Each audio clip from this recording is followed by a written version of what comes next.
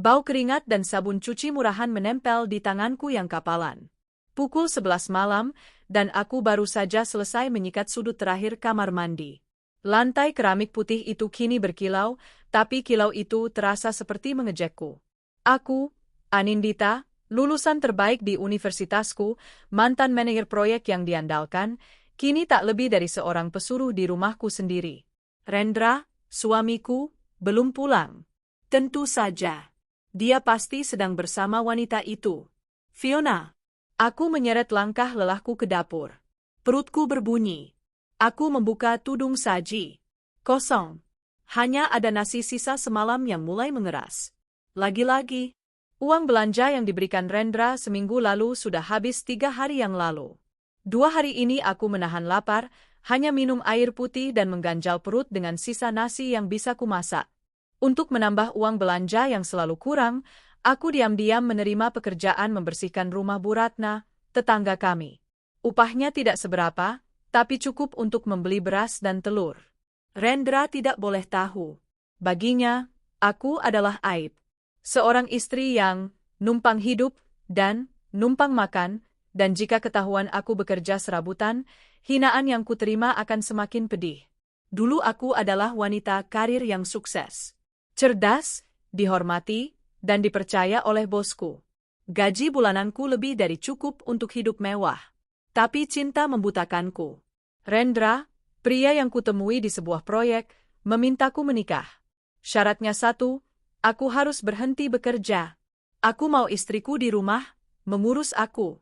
Aku yang akan menanggung semuanya, janjinya saat itu. Aku, yang naif dan mendambakan keluarga utuh, setuju. Aku melepaskan karirku, impianku, dan kemandirianku. Kesalahan terbesar dalam hidupku. Setahun pertama pernikahan, semuanya indah. Tapi setelah aku keluar dari pekerjaan, sifat aslinya perlahan muncul. Dia mulai meremehkanku. Penghinaannya dimulai dari hal-hal kecil. Masakanmu hambar. Nggak kayak masakan ibuku. Kamu di rumah aja kok rumah masih berantakan. Lalu, hinaan itu berevolusi menjadi racun yang mematikan harga diriku. Lihat badanmu. Gendut, bau daster. Kamu nggak bisa dandan, ya? Jelek banget. Aku malu bawa kamu ke acara kantor. Kamu kelihatan kayak pembantu. Aku mencoba membela diri, tapi dia selalu punya senjata pamungkas. Kamu itu cuma numpang hidup sama aku. Numpang makan. Kalau bukan karena aku, kamu jadi gembel di jalanan. Hatiku sakit. Aku tidak numpang hidup. Aku mengorbankan segalanya untuknya. Rumah ini kami beli dengan uang tabunganku juga, meski atas nama dia. Tapi semua itu seakan terhapus. Di matanya, aku, ibu rumah tangga, adalah benalu. Lalu, Fiona datang. Rendra membawanya pulang 3 bulan lalu. Memperkenalkannya sebagai teman kantor. Teman macam apa yang datang jam 10 malam, memakai gaun mini yang seksi, dan memeluk suamiku di depan mataku? Sejak malam itu, Fiona menjadi tamu rutin. Bahkan, sering menginap. Rendra tanpa malu menyuruhku menyiapkan kamar tamu untuknya. Kadang, aku bisa mendengar suara tawa mereka, suara desahan mereka, dari kamar sebelah, sementara aku menangis memeluk guling di kamarku sendiri. Kamu lihat Fiona, kata Rendra suatu pagi, saat Fiona sedang memakai riasannya di meja makan. Dia cantik, wangi, badannya bagus. Nggak kayak kamu, bau bawang, kucel. Aku menatap Fiona. Dia memang cantik. Riasan tebal, rambut terawat, pakaian bermerek. Tentu saja dia wangi. Parfumnya mahal. Parfum yang dibeli dengan uang suamiku. Uang yang seharusnya bisa digunakan untuk membeli makan untukku, istrinya yang sah. Padahal Fiona cantik dan wangi juga pakai uang kamu.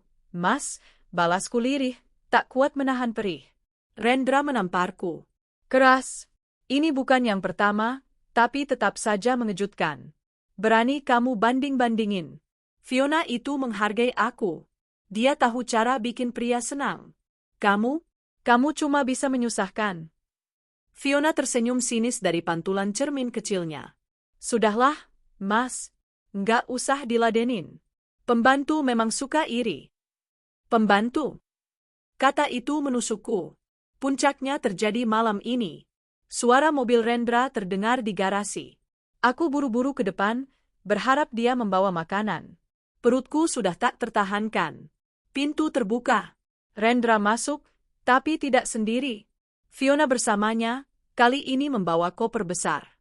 Mulai malam ini, Fiona akan tinggal di sini. Di kamar utama, kata Rendra datar, seolah mengumumkan cuaca. Darahku mendidih. Enggak bisa, Mas.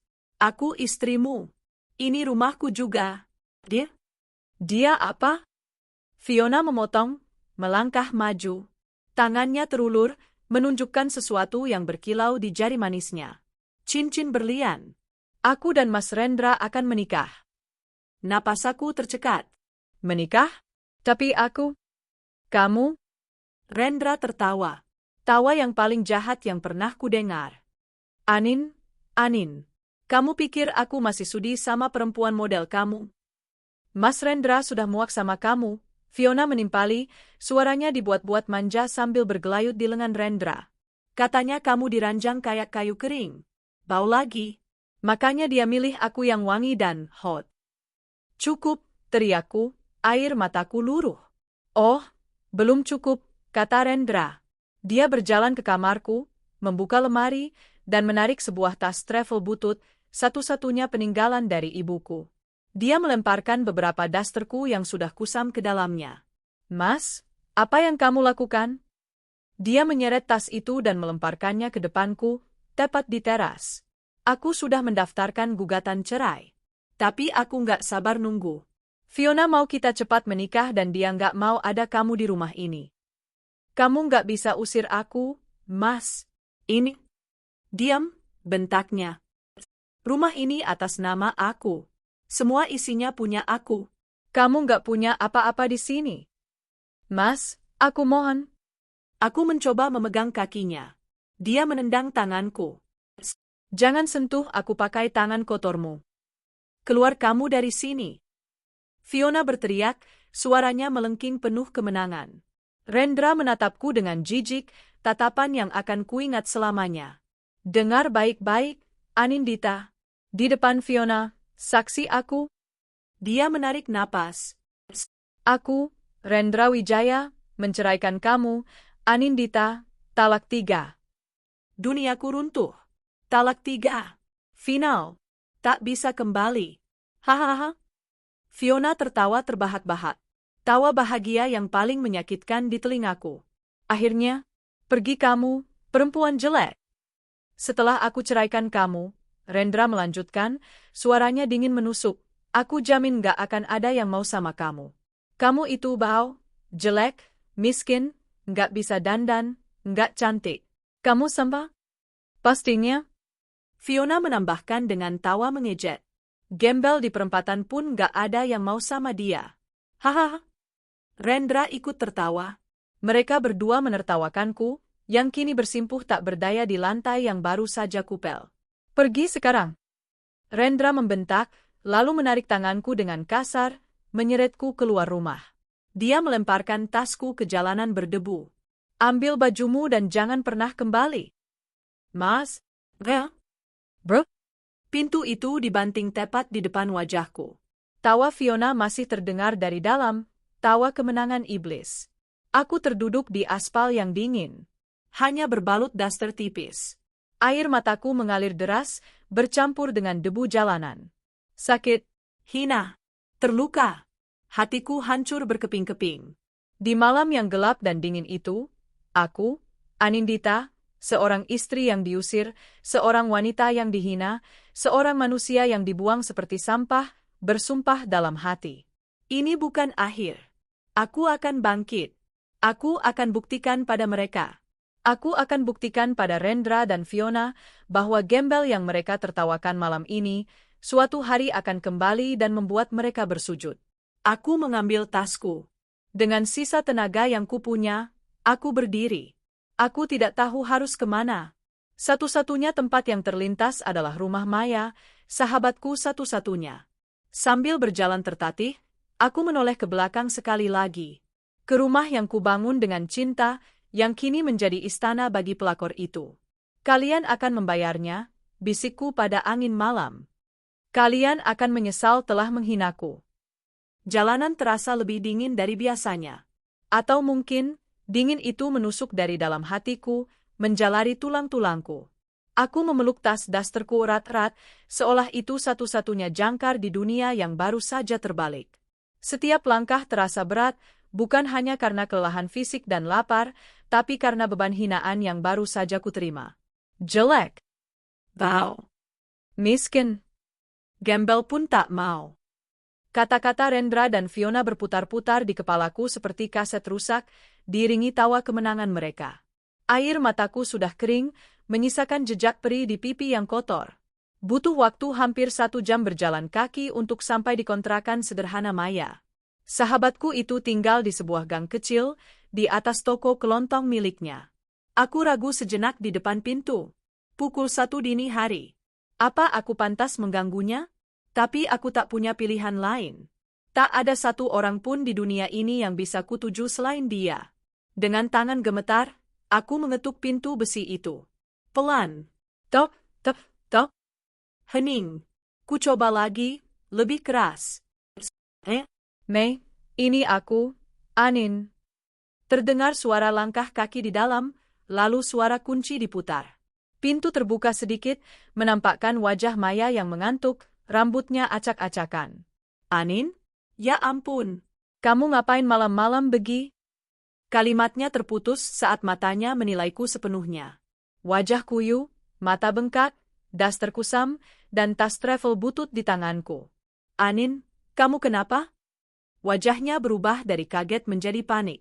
Dia segera menarikku masuk dan mengunci pintu. Di ruang tamunya yang kecil namun hangat, di bawah cahaya lampu 5 watt, tangisku pecah lagi. Bukan tangis pilu, tapi tangis lelah yang teramat sangat. Aku menceritakan semuanya. Tentang Fiona yang tinggal di rumah, tentang hinaan Rendra, tentang uang belanja yang tak pernah cukup, tentang aku yang diam-diam bekerja sebagai tukang bersih-bersih, dan puncaknya, tentang talak 3 dan pengusiran kejam itu. Maya mendengarkan tanpa memotong. Tangannya mengusap punggungku, memberikan kekuatan. Saat aku selesai, dia tidak banyak berkomentar tentang Rendra. Dia hanya berdiri, pergi ke dapur, dan kembali dengan segelas teh hangat manis dan sepiring nasi dengan telur ceplok. Makan dulu, katanya tegas. Aku menatap nasi itu. Perutku yang perih kini bergejolak. Aku enggak. Makan. Sekarang. Kamu enggak akan bisa mikir kalau perutmu kosong. Aku menurut. Suapan pertama terasa pahit karena sisa tangis, tapi suapan kedua dan ketiga terasa seperti surga. Aku baru sadar betapa laparnya aku. Aku makan dengan lahap, seperti orang yang tak pernah bertemu nasi berhari-hari. Maya hanya memperhatikanku dengan tatapan iba. Malam ini kamu tidur di kamarku. Besok kita pikirkan lagi, katanya lembut. Dia memberiku kaos oblongnya yang kebesaran dan celana training. Saat aku berganti pakaian, aku melihat pantulanku di cermin. Rendra benar. Aku terlihat mengenaskan. Rambutku kusam, kulitku kering, dan ada lingkaran hitam pekat di bawah mataku. Wanita di cermin itu bukan Anindita yang dulu ku kenal. Terima kasih, Mei, bisikku saat kami berbaring di kasur lantai yang sempit. Nggak usah ngomong apa-apa. Sahabat gunanya apa? Dia memelukku. Sekarang tidur. Besok adalah hari yang baru. Hari baru. Aku terbangun karena suara berisik dari bawah. Maya sudah tidak ada di sampingku. Aku melihat jam di dinding. Pukul 8 pagi. Aku tertidur begitu lelap. Aku turun ke toko kelontongnya. Maya sedang sibuk melayani pembeli. Tokonya kecil, tapi lengkap. Udah bangun, Nin. Sarapan ada di meja, ya. Aku buatin roti bakar, sapanya di sela-sela kesibukan. Aku mengangguk, tapi alih-alih sarapan, aku mengambil sapu di sudut ruangan dan mulai menyapu lantai toko. Loh, ngapain, Nin? Nggak usah, cegah Maya. Nggak apa-apa, Mei. Aku nggak bisa cuma numpang diam di sini. Sejak hari itu, aku mulai membantu Maya di toko. Awalnya hanya pekerjaan ringan seperti menyapu, mengepel, dan menata barang. Tapi otakku, yang lama tertidur karena hanya digunakan untuk menghitung uang belanja yang pas-pasan, mulai bekerja kembali.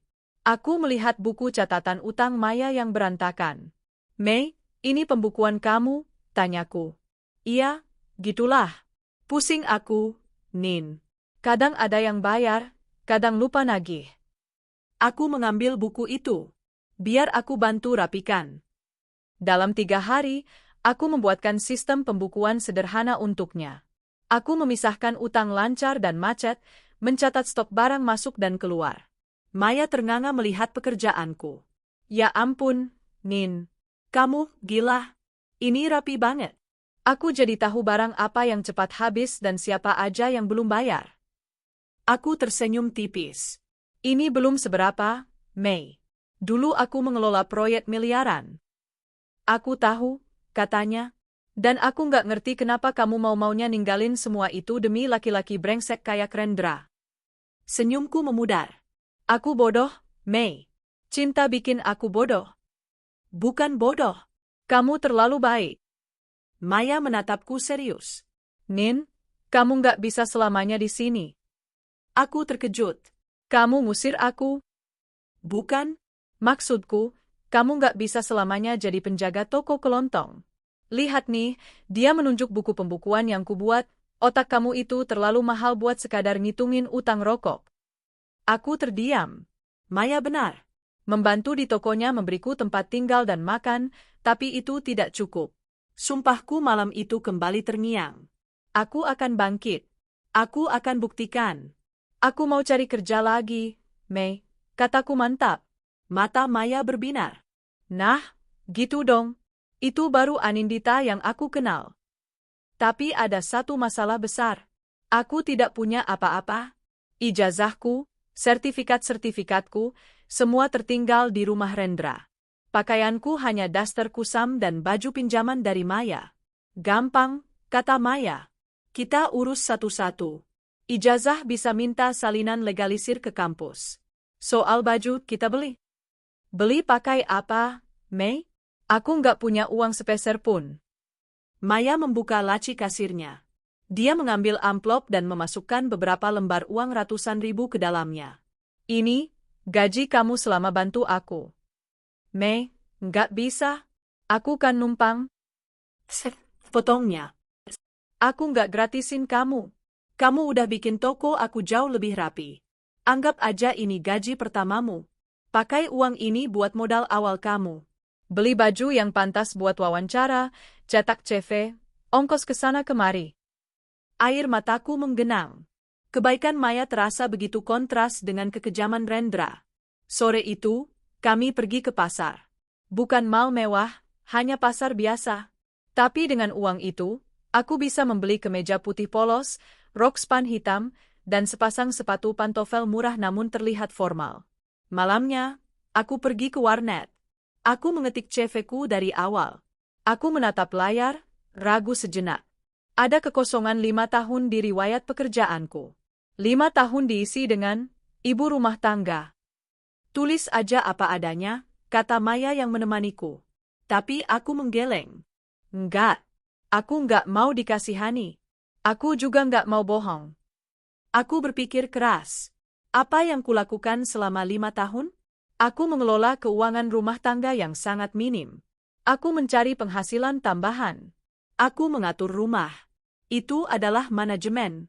Di CV-ku, di bawah pengalaman kerja terakhirku sebagai manajer proyek, aku menulis Manajer Domestik Keuangan Keluarga 2020-2025. Mengelola anggaran rumah tangga dengan efisien, menekan biaya operasional hingga 30% di bawah alokasi standar. Mengembangkan strategi pengadaan barang untuk kebutuhan harian dengan biaya paling efektif. Menjalankan multitasking dalam manajemen waktu, kebersihan, dan pemeliharaan aset rumah. Maya membaca itu dan tertawa. "Cuma kamu, Nin, yang bisa bikin ngurus rumah kedengaran kayak ngurus perusahaan." "Kenapa?" "Itu kenyataannya, kan?" sahutku. Aku mulai merasakan percikan diriku yang lama kembali. Percaya diri, cerdas, dan tak mau diremehkan. Malam itu, aku mengirimkan puluhan lamaran kerja secara online. Ke perusahaan mana saja yang membutuhkan manajer, analis, atau staf proyek. Aku tidak peduli jika harus memulai dari bawah lagi. Aku nggak peduli jabatannya apa, kataku pada Maya sambil menekan tombol kirim untuk lamaran ke-30. Aku cuma mau satu hal. Aku mau kehidupan lamaku kembali. Aku mau jadi Anindita yang berharga, yang layak dicintai dan dihormati. Bukan gembel bau yang mereka bilang. Minggu pertama setelah mengirim puluhan lamaran itu adalah minggu terpanjang dalam hidupku. Setiap kali ponsel Maya berbunyi, aku memakai nomornya untuk dihubungi, jantungku berdebar begitu kencang hingga terasa sakit. Aku tetap menyibukkan diri di toko kelontong, menata kaleng sarden, menimbang gula, dan mengepel lantai. Tapi pikiranku melayang ke gedung-gedung perkantoran yang mungkin sedang menyeleksi CV-ku. Belum ada panggilan, Nin? Tanya Maya setiap sore, sama cemasnya denganku. Aku hanya menggeleng. Mungkin CV-ku aneh, Mei. Siapa yang mau mempekerjakan manajer domestik? Mereka bodoh kalau nggak panggil kamu, hibur Maya. Lalu, pada suatu Selasa siang yang terik, saat aku sedang menghitung stok sabun mandi, ponsel Maya berdering nyaring. Aku mengangkatnya dengan malas, mengira itu telepon dari sales biskuit. Selamat siang, toko Maya, sapaku dengan suara yang kubuat ceria. Selamat siang. Bisa bicara dengan Ibu Anindita? Darahku serasa berhenti mengalir. Aku hampir menjatuhkan ponsel itu. Ya, saya sendiri, jawabku tergagap. Kami dari PT Adhyaksa Kencana. Kami menerima lamaran Anda untuk posisi staf administrasi proyek. Setelah meninjau CV Anda, kami tertarik untuk mengundang Anda wawancara besok pagi, pukul 9. Apa Anda bisa hadir? Jantungku melompat. Adhyaksa Kencana. Itu salah satu perusahaan konstruksi dan properti terbesar di negara ini. Gedungnya adalah pencakar langit yang menjulang di pusat kota. Bisa? Tentu saja bisa, Bu. Saya akan hadir, jawabku, berusaha terdengar profesional meski tanganku gemetar hebat. Setelah mencatat alamat dan nama pewawancara, aku menutup telepon. Aku menatap Maya dengan mata terbelalak. Aku dapat panggilan, Mei. Dari mana? Pekik Maya tak sabar. Adhyaksa Kencana. Maya menjerit begitu keras hingga beberapa pelanggan di luar menoleh kebingungan. Dia memelukku erat-erat. Aku tahu kamu bisa, Nin. Ini dia. Ini Al. Malam itu, aku tidak bisa tidur. Aku menyetrika kemeja putih dan rok hitamku berulang kali, memastikan tidak ada satupun kerutan. Sepatu pantofel murahan itu kusikat hingga mengkilap. Aku membaca ulang profil perusahaan Adhyaksa Kencana di warnet, menghafal proyek-proyek besar mereka. Aku merasa seperti akan maju perang. Paginya, aku berdandan dengan peralatan rias seadanya milik Maya. Hanya bedak tipis dan lipstik berwarna pucat. Rambutku kuikat ekor kuda dengan rapi. Saat bercermin, aku melihat seorang wanita yang gugup, tapi matanya menyiratkan tekad baja. Aku berangkat naik bus kota, memeluk tas tanganku erat-erat. Gedung Adhyaksa Kencana begitu megah, lantainya terbuat dari marmer yang berkilauan. Aku merasa kecil sekali. Lobi itu dipenuhi wanita-wanita karir yang modis, memakai tas bermerek dan sepatu hak tinggi yang berbunyi anggun. Aku melirik pantofelku. Jangan pedulikan itu, Nin. Otakmu lebih mahal dari tas mereka, batinku, menguatkan diri. Wawancara dilakukan di lantai 25. Aku dipanggil masuk ke sebuah ruangan kaca yang menghadap pemandangan kota. Seorang wanita parubaya yang tampak tegas dan seorang pria muda yang terlihat ramah duduk di hadapanku.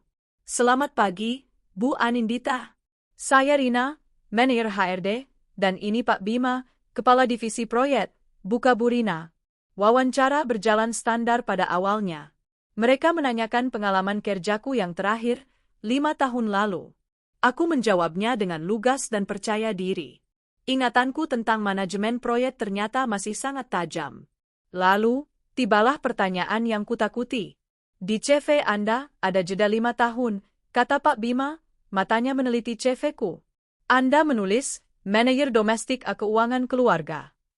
Bisa Anda jelaskan? Aku menarik napas dalam-dalam. Bisa, Pak. Setelah menikah, saya berhenti bekerja atas permintaan suami. Selama 5 tahun, saya mendedikasikan diri sebagai ibu rumah tangga. Wajah Bu Rina sedikit berubah, entah kasihan atau meremehkan. Tapi aku melanjutkan.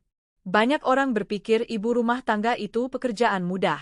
Padahal, itu adalah pekerjaan manajerial paling rumit. Saya harus mengelola anggaran yang sangat terbatas, memastikannya cukup untuk sebulan. Saya harus melakukan procurement harian dengan efisiensi biaya tertinggi. Saya harus menjadi juru masak, ahli gizi, petugas kebersihan, dan manajer aset dalam satu waktu. Saya tidak punya jam kerja, tidak punya asisten, dan tidak ada bonus akhir tahun. Tapi saya berhasil menjalankannya. Pengalaman itu mengajari saya tentang ketahanan, kreativitas dalam memecahkan masalah, dan manajemen mikro yang tidak saya dapatkan di pekerjaan sebelumnya. Pak Bima dan Bu Rina terdiam sejenak. Mereka saling pandang. Pak Bima lalu tersenyum tipis. Itu jawaban paling jujur dan paling cerdas yang pernah saya dengar tentang jeda karir, kata Pak Bima. Anda tidak sedang menganggur, Bu Anin. Anda sedang mengambil S2 Manajemen Kehidupan. Hatiku menghangat. Untuk pertama kalinya dalam 5 tahun, seseorang menghargai apa yang kulakukan. Kami sebenarnya mencari staf administrasi, kata Bu Rina. Tapi melihat pengalaman Anda sebagai manajer proyek dan cara Anda menjelaskan manajer domestik tadi, saya rasa Anda overqualified untuk posisi staf. Aku menelan ludah. Saya tidak keberatan memulai dari bawah lagi, Bu. Saya seorang pembelajar yang cepat, dan saya pekerja keras. Yang saya butuhkan hanyalah kesempatan untuk membuktikan diri. Pak Bima mengangguk-angguk. Saya suka semangat Anda. Singkat cerita, seminggu kemudian, telepon itu datang lagi. Aku diterima. Bukan sebagai staf, tapi sebagai asisten manajer proyek di tim Pak Bima, meski dengan status percobaan 3 bulan. Gaji yang ditawarkan jauh di bawah gaji terakhirku 5 tahun lalu, tapi jumlahnya 3 kali lipat dari yang pernah Rendra berikan untuk uang belanja sebulan. Aku menangis di pelukan Maya. Hari pertama bekerja adalah sebuah kebangkitan. Aku seperti ikan yang dikembalikan ke air. Membaca laporan, menganalisis data, membuat jadwal proyek, semua terasa begitu alami. Otakku yang dulu dipaksa tumpul, kini bekerja dengan kecepatan penuh. Pak Bima adalah atasan yang suportif. Dia melihat potensiku. Awalnya aku hanya diberi tugas-tugas kecil. Tapi aku menyelesaikannya dengan sangat cepat dan tanpa celah. Aku bahkan menemukan beberapa kesalahan perhitungan anggaran di proyek yang sedang berjalan, sesuatu yang terlewat oleh manajer sebelumnya. Anin, kamu yakin belum pernah pakai sistem ini? Tanya Pak Bima saat aku mempresentasikan temuanku. Belum, Pak. Tapi logikanya sama dengan sistem yang saya pakai di perusahaan lama, jawabku. Dalam sebulan, aku sudah dipercaya memegang satu subproyek kecil. Rekan-rekan kerjaku, yang awalnya sedikit memandangku aneh karena penampilanku yang sederhana, mulai menghargaiku karena kinerjaku. Dengan gaji pertama, hal pertama yang kulakukan adalah mentraktir Maya makan enak. Hal kedua, aku pergi ke salon. Aku memotong rambutku yang kusam menjadi model bob sebahu yang profesional. Aku membeli skincare dasar, pelembab, dan tabir surya. Aku juga membeli beberapa kemeja dan blazer baru dari toko online, mencicilnya dengan gaji. Aku menyewa sebuah kamar kos kecil yang bersih, tak jauh dari kantor, agar tidak merepotkan Maya lagi. 3 bulan masa percobaanku selesai. Pak Bima memanggilku ke ruangannya. Anin, kinerjamu luar biasa. Kamu bukan level asisten. Mulai bulan depan, saya promosikan kamu jadi manajer proyek junior. Gaji kamu akan saya sesuaikan.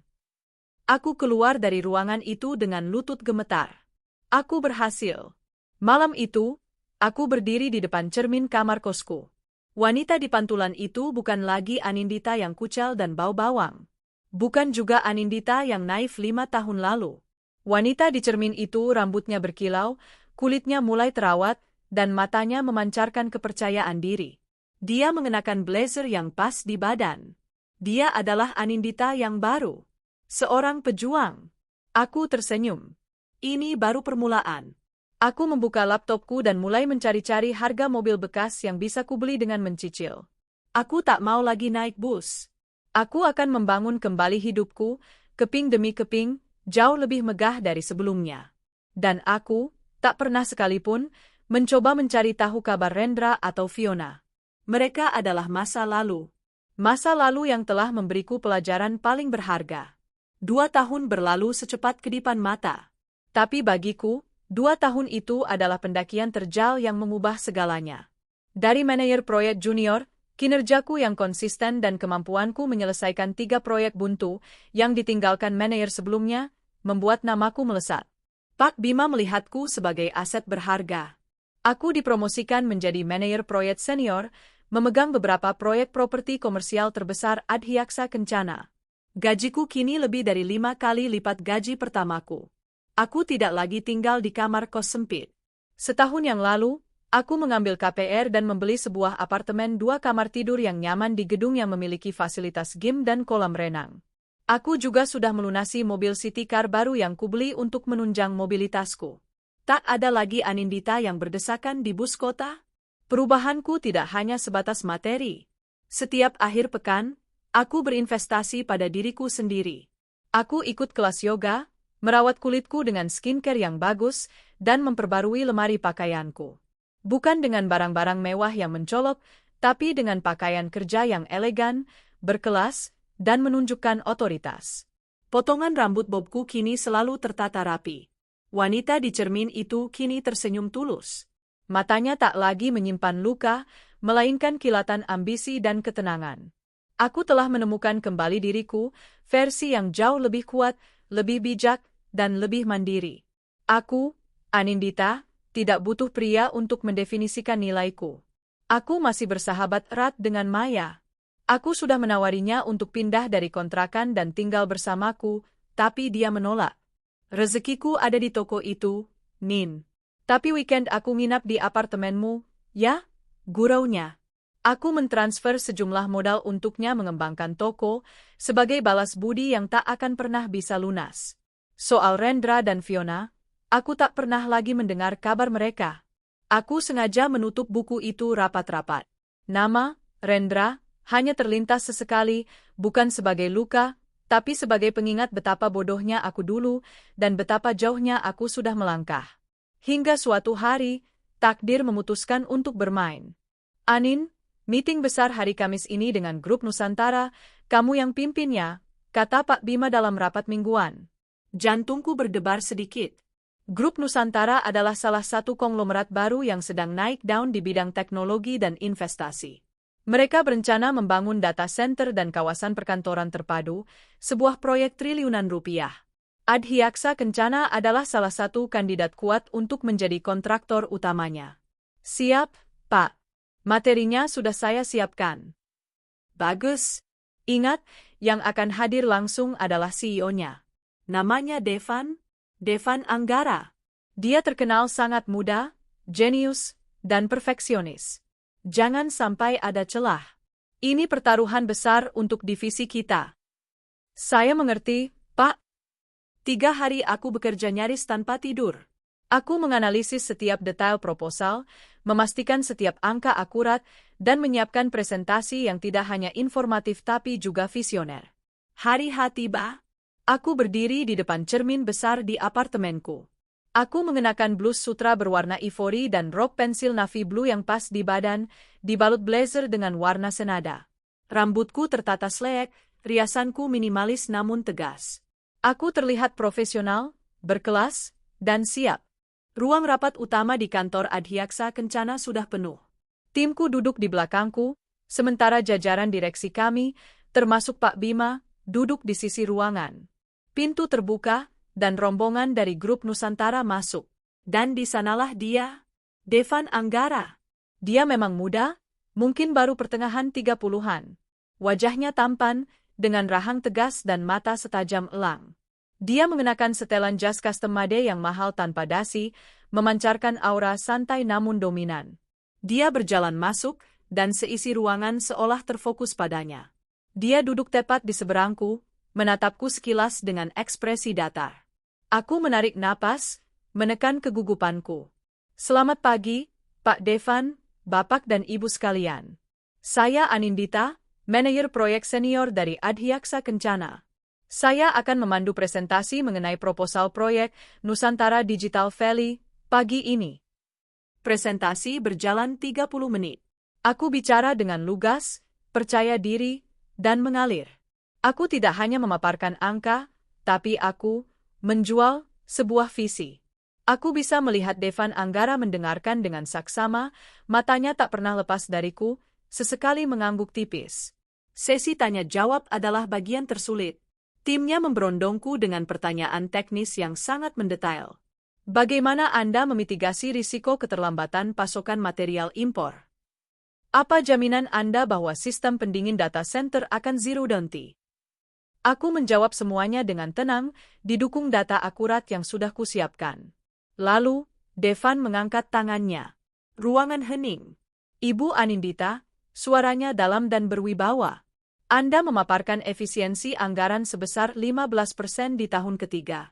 Angka yang sangat optimistis. Di proposal tertulis itu didapat dari value engineering. Bisa berikan saya satu contoh spesifik yang paling signifikan? Aku tersenyum. Ini adalah bagian favoritku. Tentu, Pak Devan. Jika Anda melihat lampiran 3B, kami mengusulkan perubahan material fasad dari double glass impor ke komposite panel lokal berkualitas premium yang sudah kami uji. Secara performa insulasi panas, hanya berbeda 0,5%, tapi menghemat biaya material dan pemasangan hingga 8 miliar rupiah. Penghematan itu yang kami alokasikan kembali untuk upgrade sistem keamanan siber di main building. Jadi, kami tidak hanya memotong biaya, tapi merealokasikan nilai. Devan terdiam sejenak. Lalu, untuk pertama kalinya, dia tersenyum.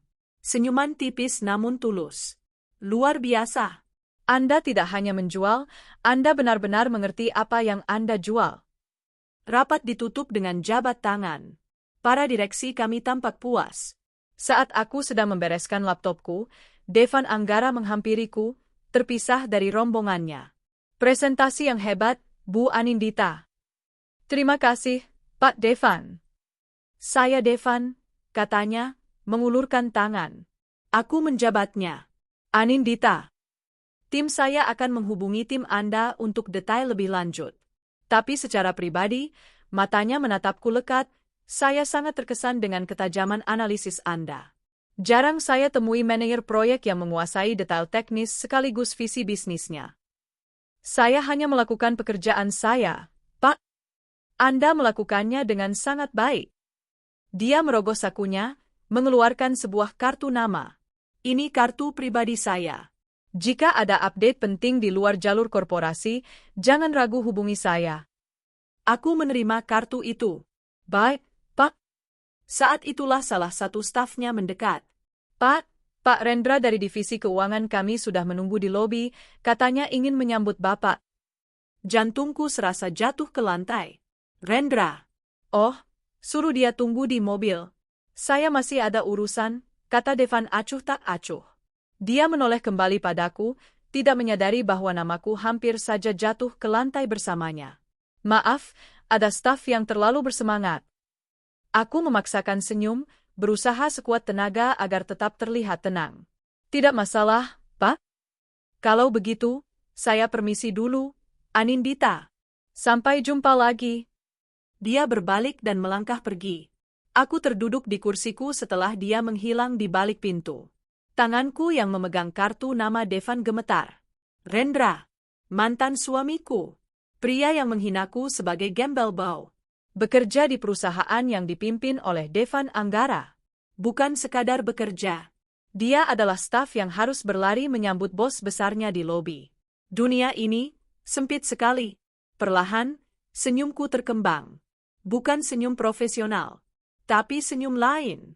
Senyum seseorang yang baru saja menyadari bahwa roda takdir sedang berputar ke arah yang sangat menarik. 2 hari setelah presentasi, kabar baik itu datang. Adhyaksa Kencana resmi memenangkan tender proyek Nusantara Digital Valley. Nilainya triliunan. Ini adalah proyek terbesar yang pernah ditangani divisiku. Pak Bima memelukku erat di depan semua staf. Ini semua berkat kamu, Anin. Kamu bintangnya. Kemenangan ini berarti satu hal. Aku harus bekerja sangat erat dengan tim dari grup Nusantara. Dan secara spesifik, dengan CEO-nya, Devan Anggara. Berbeda dengan CEO lain yang biasanya mendelegasikan, Devan adalah tipe hands-on. Dia ingin tahu setiap detail. Rapat koordinasi antara aku sebagai pimpinan proyek dari Adhyaksa dan dia sebagai pemilik proyek menjadi agenda rutin. Awalnya murni profesional. Kami bertemu di ruang rapat, membahas timeline, material, dan kendala teknis. Tapi Devan berbeda dari atasan atau klien manapun yang pernah kutemui.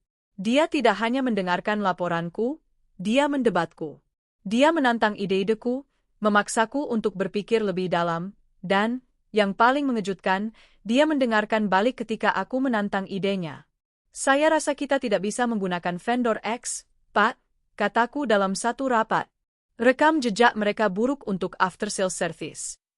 Tapi harga mereka 10% lebih murah, Anin, sahutnya.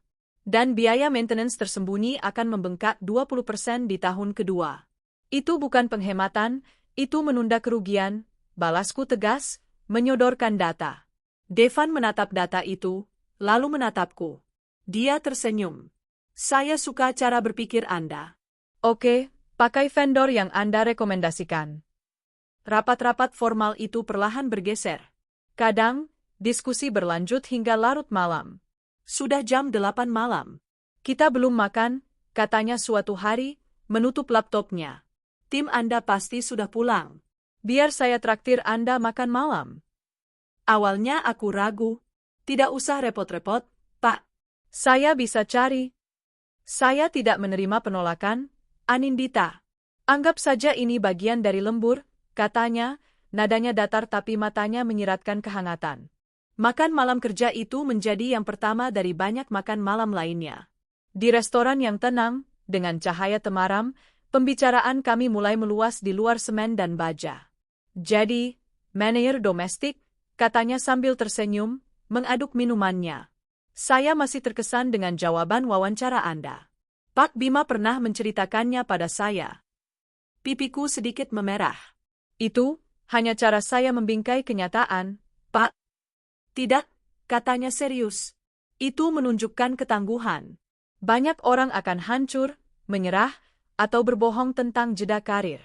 Anda memilih untuk menghadapinya, memberinya nilai, dan bangkit. Saya mengagumi itu. Aku tertegun. Diagumi, kata yang sudah lama hilang dari kamusku. Rendra menghinaku karena menjadi ibu rumah tangga. Devan mengagumiku karena alasan yang sama. Anda sendiri bagaimana, Pak? Menjadi CEO di usia semuda ini, tanyaku, mengalihkan pembicaraan. Dia bercerita tentang perjuangannya membangun perusahaan dari nol, tentang pengkhianatan yang pernah ia alami dalam bisnis, tentang visinya. Aku mendengarkan, terpukau. Kami menemukan bahwa kami berbagi nilai yang sama, kerja keras, integritas, dan benci pada kemalasan. Malam itu, saat dia mengantarku ke lobi apartemenku, dia menahanku sebentar. Anin, panggilnya, tak lagi memakai Bu. Saya rasa, saya ingin mengenal Anda lebih jauh. Di luar proyek ini. Jantungku berdebar. Makan malam. Akhir pekan. Bukan sebagai CEO dan manajer proyek. Hanya sebagai Devan dan Anindita. Maukah Anda? Aku menatap matanya yang tulus. Tidak ada kebohongan di sana. Saya mau, Devan. Hubungan kami terjalin cepat, namun terasa begitu alami. Devan adalah antitesis dari Rendra. Rendra memberiku uang pas-pasan dan menyebutku matre. Devan membawaku ke tempat-tempat terbaik, bukan untuk pamer, tapi karena dia bilang, wanita cerdas sepertimu pantas mendapatkan yang terbaik. Rendra menghina penampilanku yang kucel karena tak punya uang. Devan membelikanku gaun desainer bukan karena aku membutuhkannya, tapi karena saya ingin melihat gaun ini dipakai oleh wanita yang sepadan. Rendra meremehkan otakku. Devan memuja otakku. Diskusi kami beralih dari bisnis ke buku, filsafat, impian. Dia menghargai pendapatku. Dia memintaku mengoreksi proposal bisnisnya yang lain. Kamu adalah mitra berpikir terbaik yang pernah aku punya, Nin, katanya suatu malam. 6 bulan setelah pertemuan pertama kami, dia membawaku ke sebuah bukit yang menghadap gemerlap lampu kota. Dia tidak menyiapkan makan malam romantis atau puluhan lilin. Dia hanya berdiri di sampingku. "Anin," katanya, suaranya dalam. "Saya seorang pebisnis.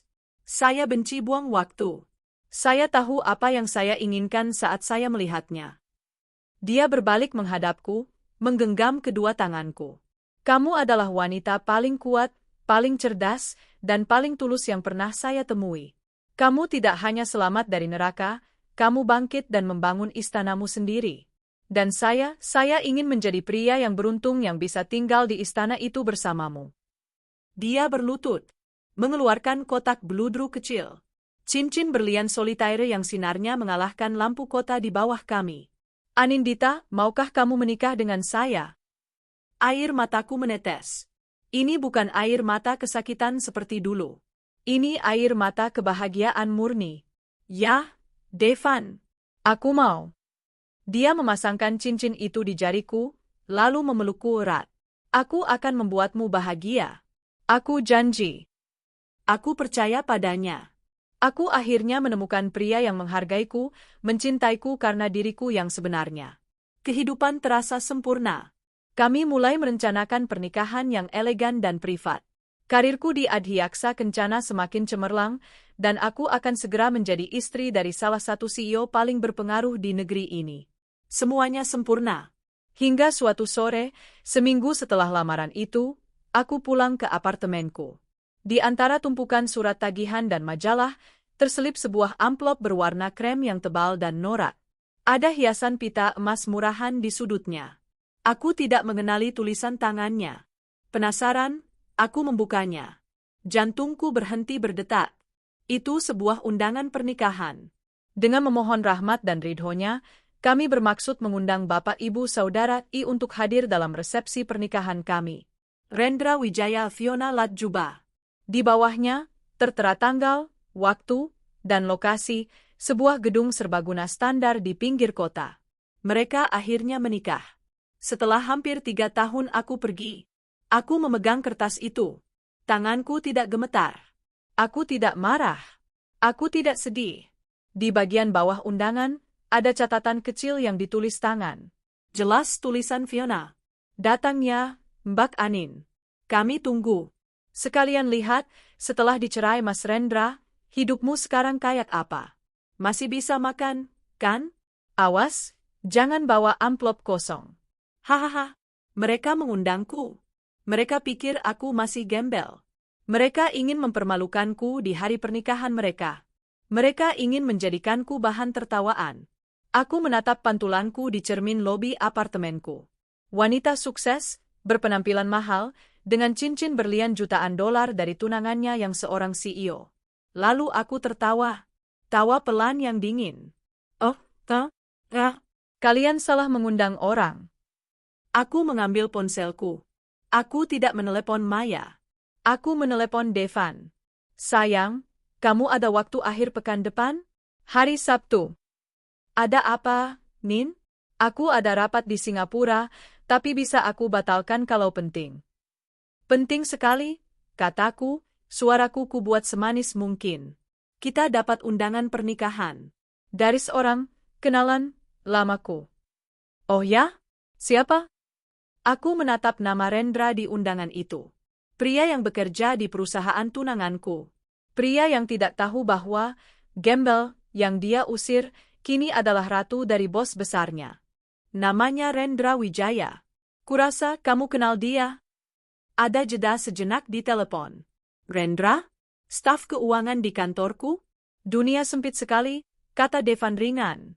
"Baiklah, kita akan datang. Kita harus beri selamat pada karyawanmu yang setia, kan?" "Tentu, sayang," jawabku, senyumku mengembang. "Kita harus datang." Seminggu itu, aku mempersiapkan diri. Bukan dengan kebencian, tapi dengan ketenangan seorang jenderal yang hendak memenangkan perang. Aku tidak perlu membalas. Aku hanya perlu hadir. Aku mengambil cuti sehari pada hari Jumat sebelum pernikahan mereka. Aku tidak pergi ke salon murahan. Aku pergi ke lounge kecantikan paling eksklusif di kota, tempat para istri sosialita menghabiskan uang mereka. Aku melakukan perawatan hidrafacial, manicure, pedicure, dan membiarkan penata rambut profesional menata rambutku. Malamnya, aku menatap gaun yang tergantung di lemariku. Itu adalah gaun yang Devan belikan untukku minggu lalu untuk acara gala dinner yang batal kami hadiri. Gaun itu sederhana namun mematikan. Silk dress berwarna emerald green yang memeluk tubuhku dengan pas, dengan belahan punggung yang rendah namun elegan. Tidak norak, tidak berlebihan. Itu adalah gaun yang memancarkan kemewahan dalam kesederhanaan. Aku menyandingkannya dengan sepasang stiletto Jimmy Choo dan clutch Bottega Veneta pemberian Devan. Dan tentu saja, perhiasan. Cincin tunanganku yang berkilau di jari manisku, dan anting berlian teardrop yang serasi. Sabtu sore, Devan menjemputku. Dia keluar dari mobil Bentley hitamnya, tampak luar biasa tampan dalam setelan jas navy blue yang pas di badan. Dia menatapku dari ujung rambut sampai ujung kaki, matanya menyiratkan kekaguman yang dalam.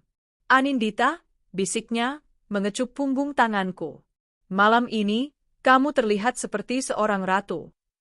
"Aku hanya ingin terlihat pantas mendampingimu, sayang," jawabku lembut. "Tidak. Akulah yang harus terlihat pantas mendampingimu." Sepanjang perjalanan, Devan menggenggam tanganku. Dia tahu Rendra adalah mantan suamiku. Aku sudah menceritakan garis besarnya, pernikahan yang gagal, perceraian yang buruk. Tapi aku tidak pernah menceritakan detail hinaan, gembel, bau, jelek, itu. Aku tidak perlu. Malam ini, Devan akan mengerti semuanya. "Kamu yakin mau melakukan ini, Nin? Kita bisa pergi makan malam ke tempat lain kalau kamu berubah pikiran," tanyanya. Aku menoleh padanya, tersenyum. "Aku tidak pernah seyakin ini. Ini bukan tentang masa lalu, Devan. Ini tentang menutup pintu." Bentley itu meluncur mulus, meninggalkan kawasan elit kami, menuju pinggiran kota. Gedung serbaguna itu persis seperti yang kubayangkan. Bangunan standar dengan cat yang mulai pudar, dihiasi janur kuning dan tenda seadanya. Tempat parkirnya becek. Beberapa tamu lain yang datang dengan motor menatap mobil kami dengan pandangan tak percaya. Devan turun lebih dulu, mengitari mobil, dan membukakan pintu untukku seperti seorang ksatria. Dia mengulurkan tangannya. Kami melangkah masuk. Musik organ tunggal yang memekakkan telinga langsung menyambut kami, memainkan lagu dangdut koplo. Dekorasinya penuh dengan bunga plastik dan kain tile berwarna merah muda norak. Kontras sekali dengan penampilanku. Saat kami melangkah di karpet merah yang tipis, musik seolah berhenti. Para tamu, yang kebanyakan adalah tetangga lama dan teman-teman Rendra yang dulu sering ikut mengejekku, terdiam. Mereka menatap kami. Mereka menatap wanita dengan gaun hijau zamrud yang berjalan anggun, kulitnya bercahaya, rambutnya tertata sempurna. Mereka menatap pria tampan dan berwibawa di sampingnya, yang auranya jelas bukan dari kalangan mereka. Aku mendengar bisikan-bisikan. "Itu siapa? Atis? Cantik banget, kayak bukan tamu undangan sini. Gila, cowoknya kayak di film-film." Aku terus berjalan, kepalaku tegak. Mataku lurus menatap panggung pelaminan. Di sanalah mereka. Rendra, mengenakan setelan jas hitam yang sedikit kebesaran dan kaku. Dan Fiona, memakai gaun pengantin putih yang bervolume, penuh payet dan manik-manik yang membuatnya terlihat murah. Riasannya tebal dan menor, lipstiknya merah menyala. Dia terlihat persis seperti apa yang dia cemooh dulu, seorang wanita yang berusaha terlalu keras. Mereka sedang tertawa, menerima ucapan selamat. Lalu, tawa mereka terhenti. Mereka melihat ke arah kami. Ke arah keributan kecil yang disebabkan oleh kedatangan kami. Aku melihat mata Fiona menyipit. Dia menatapku, mencoba mengenali. Lalu, raut wajahnya berubah. Dari bingung, menjadi kaget, lalu menjadi pucat. Dia pasti berpikir, tidak mungkin. Rendra juga menatapku. Matanya terbelalak. Rahangnya jatuh. Dia mungkin melihat wanita cantik di depannya, tapi otaknya tidak bisa menghubungkan wanita ini dengan Gembel Bao yang dia usir 3 tahun lalu. Kami tiba di kaki panggung. Kami menaiki tangga. Fiona adalah yang pertama sadar. Mau apa kamu ke sini, Desisnya tertahan, suaranya bergetar. Dia tidak lagi tertawa. Aku tersenyum. Senyum paling manis yang bisa kuberikan. Loh, kamu yang undang, Fiona. Aku datang untuk kasih selamat. Saat itulah mata Rendra beralih dari wajahku ke pria di sampingku. Wajah Rendra berubah dari pucat menjadi putih seperti mayat. Matanya membelalak ngeri. Keringat dingin sebesar biji jagung langsung membanjiri pelipisnya. Dia gemetar. Pak De Devan, suaranya tercekat. Dia langsung membungkuk dalam-dalam, nyaris bersujud di panggung pelaminannya sendiri. Seselamat datang, Pak. Ada acara apa Bapak? Bapak bisa? Fiona menatap Rendra dengan bingung. Mas, kamu kenal? Ini siapa? Devan mengabaikan Rendra. Dia menatap Fiona dengan dingin. Selamat atas pernikahan kalian. Lalu, dia menoleh ke Rendra yang masih gemetar ketakutan. Saat itulah Devan mengerti segalanya. Dia menatap Rendra, lalu menatapku, lalu kembali ke Rendra. Matanya yang tadi hangat untukku, kini berubah sedingin es. Rendra Wijaya, kata Devan. Suaranya pelan, tapi di tengah keheningan panggung itu, suaranya terdengar seperti guntur. Staf keuangan junior. Iya, Pak. Benar, Pak? Rendra tergagap. Kamu tidak pernah bilang padaku kalau kamu kenal tunangan saya? Kata Devan, sambil melingkarkan lengannya dengan posesif di pinggangku. Tunangan. Kata itu meledak di panggung. Fiona memekik. Apa? Tunangan? Enggak mungkin. Mas, dia ini kan? Mantan istri kamu yang gembel itu. Wajah Rendra berubah dari putih menjadi hijau. Dia mencoba menyumpal mulut Fiona. Fiona, diam. Diams. Para tamu di bawah mulai berbisik-bisik, mendengar keributan itu. Aku melangkah maju sedikit, melepaskan diri dari pelukan Devan. Aku menatap lurus ke mata Rendra. Yah, Rendra. Ini aku, kataku, suaraku tenang dan jernih. Anindita. Wanita yang kamu bilang jelek, bau, dan miskin. Wanita yang kamu bilang gembel pun gak akan mau.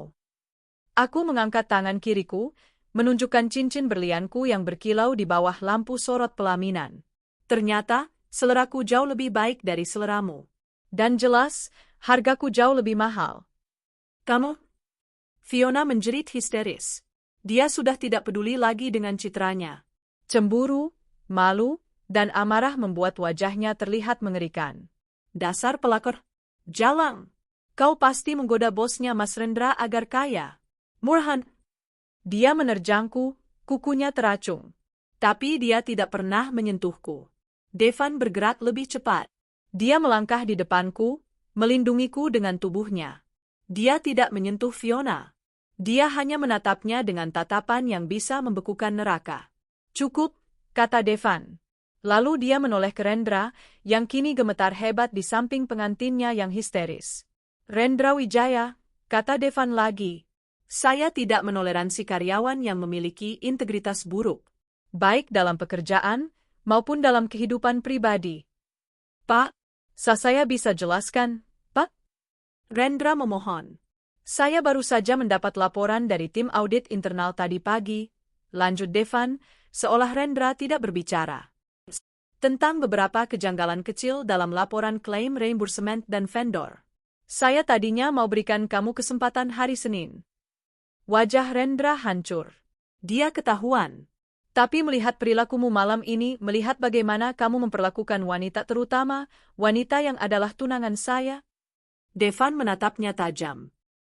Saya rasa perusahaan tidak membutuhkan orang seperti Anda. Pak jangan, Pak saya mohon, Pak. Rendra kini benar-benar bersujud, memegang kaki celana Devan. Para tamu di bawah ternganga.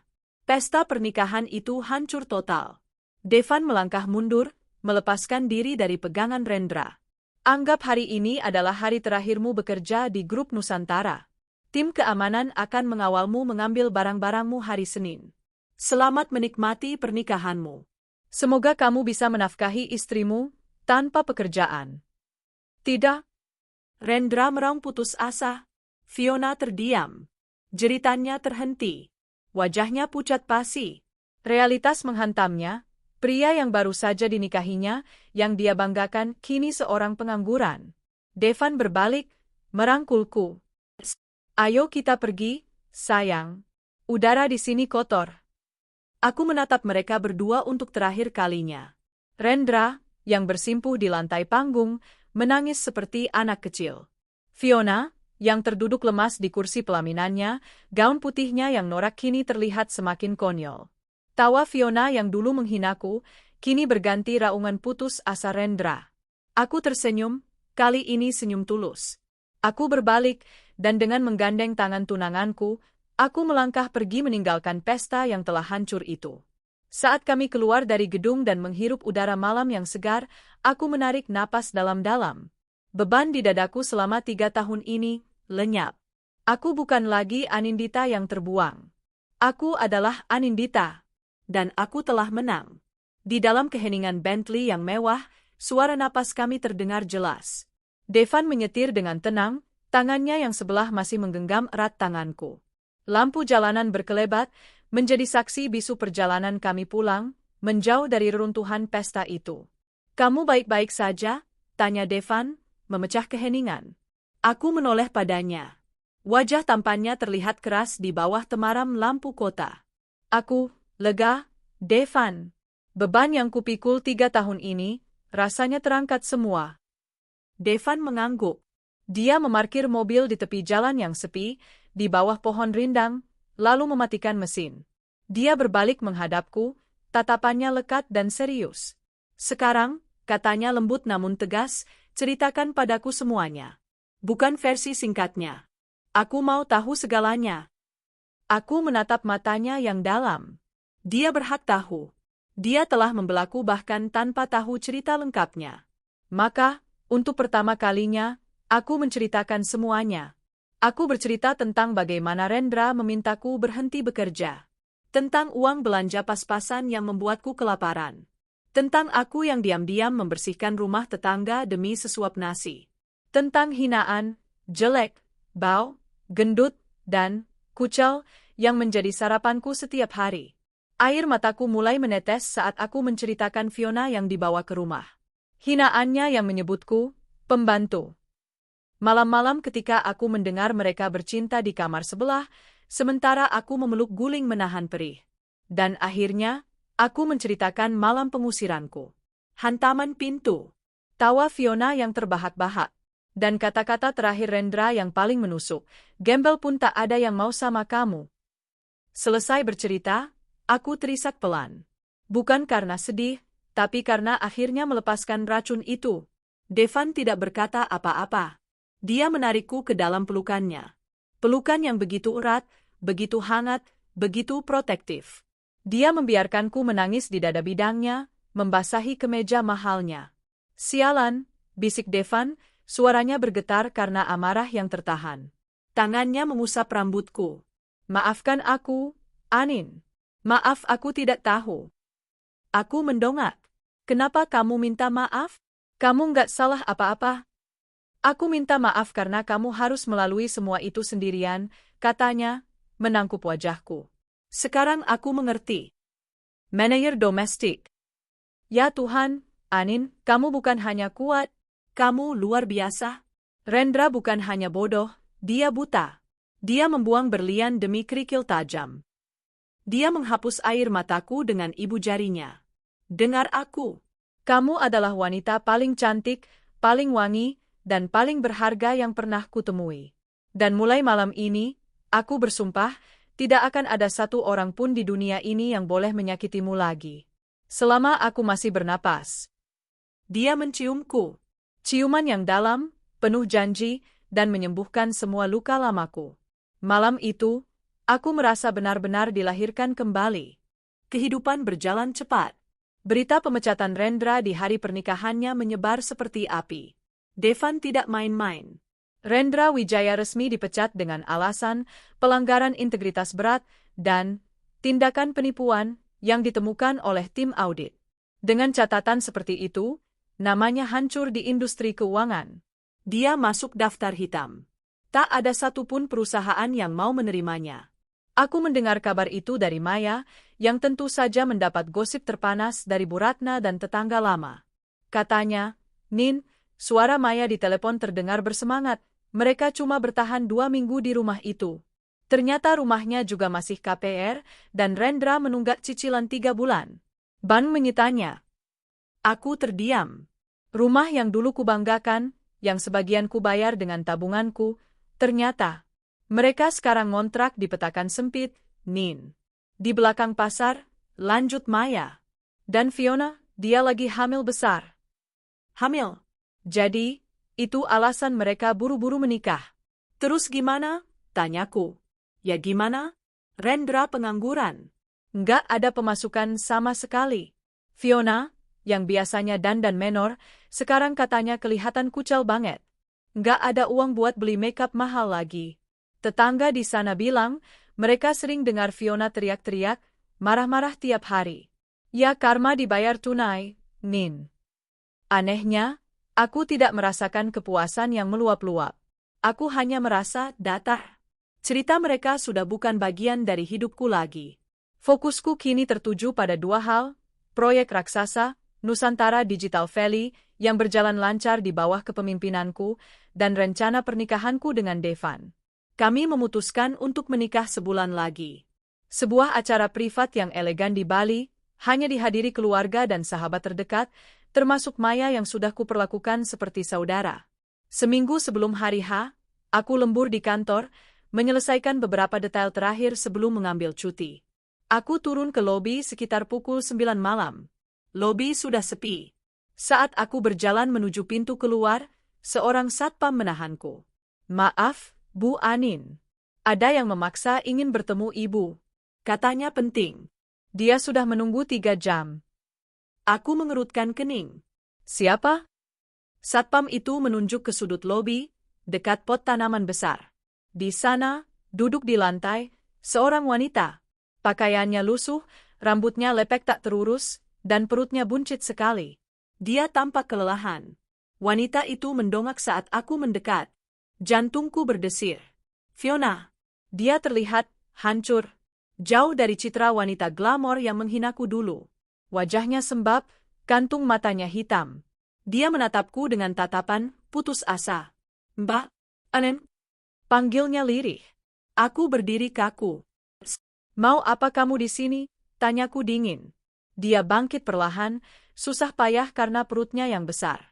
Dia berjalan tertatih ke arahku, dan tanpa kuduga, dia berlutut. Memeluk kakiku. "Mbak, saya mohon, Mbak." Tangisnya pecah seketika.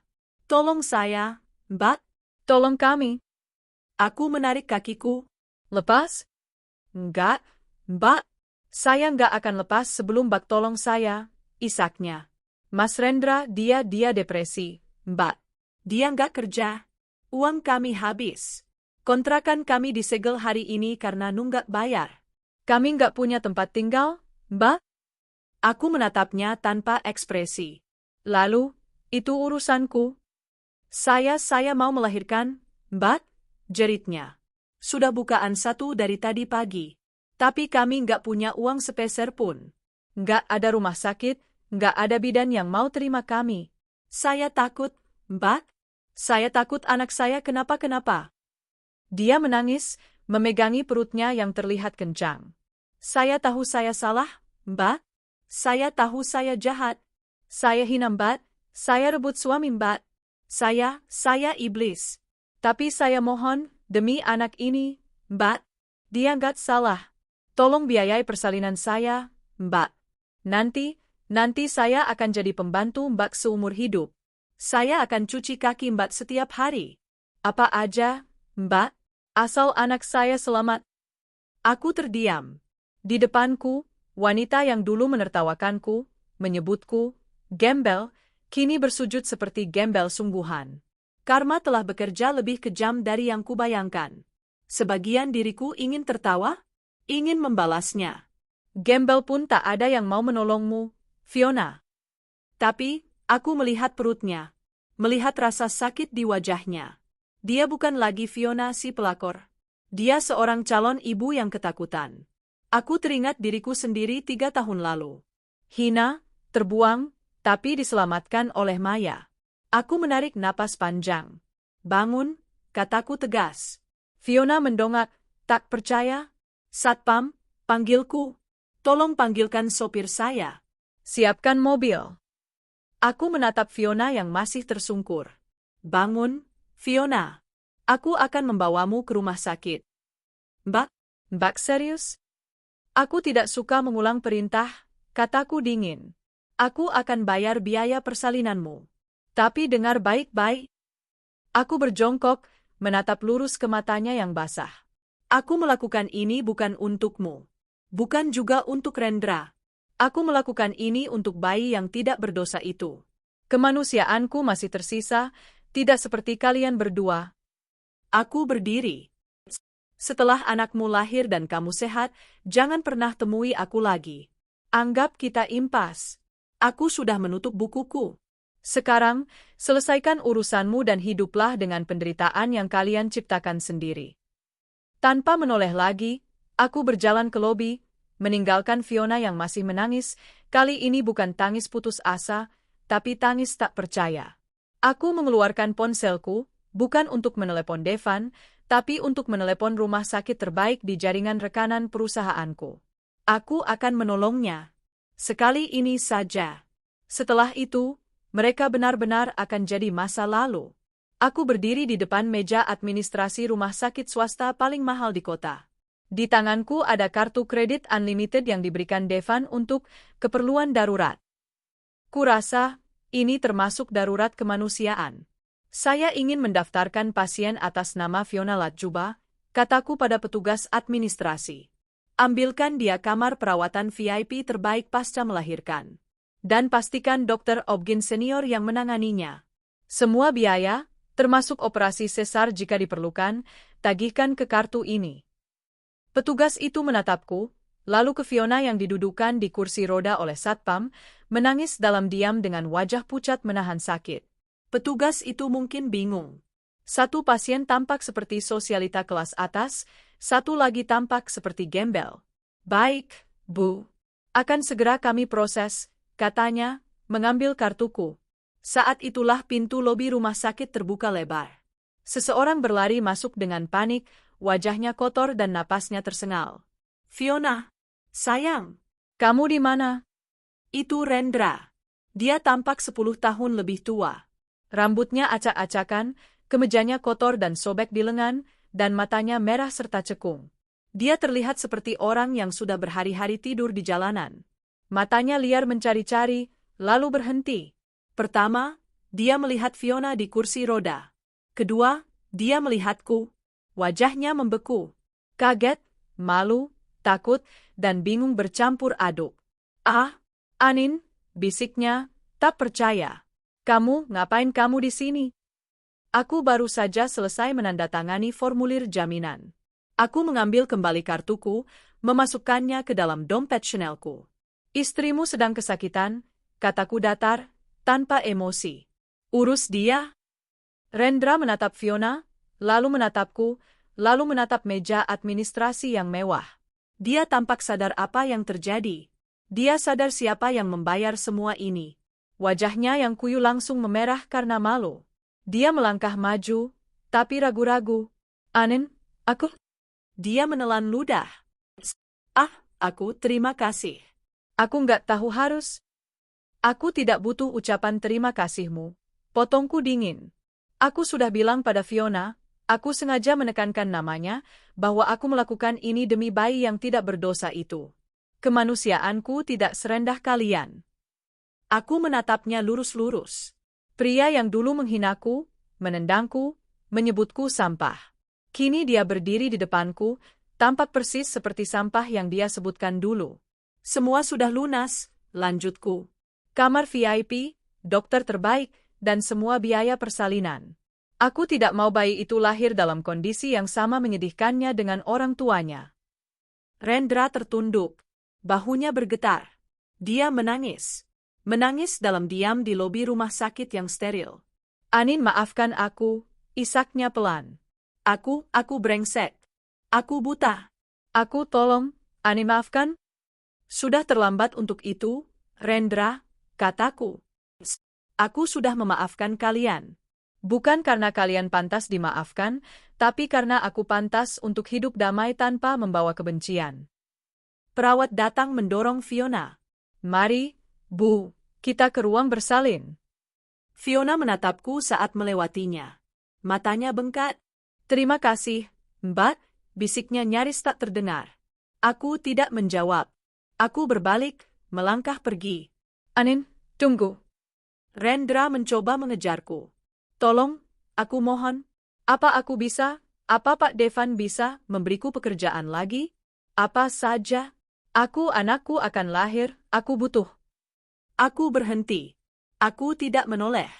Kalian menghancurkan hidupku 3 tahun lalu, dan aku membangunnya lagi dari nol. Sendirian, kataku, membelakanginya. Kini, kalian menghancurkan hidup kalian sendiri. Bangun lagi.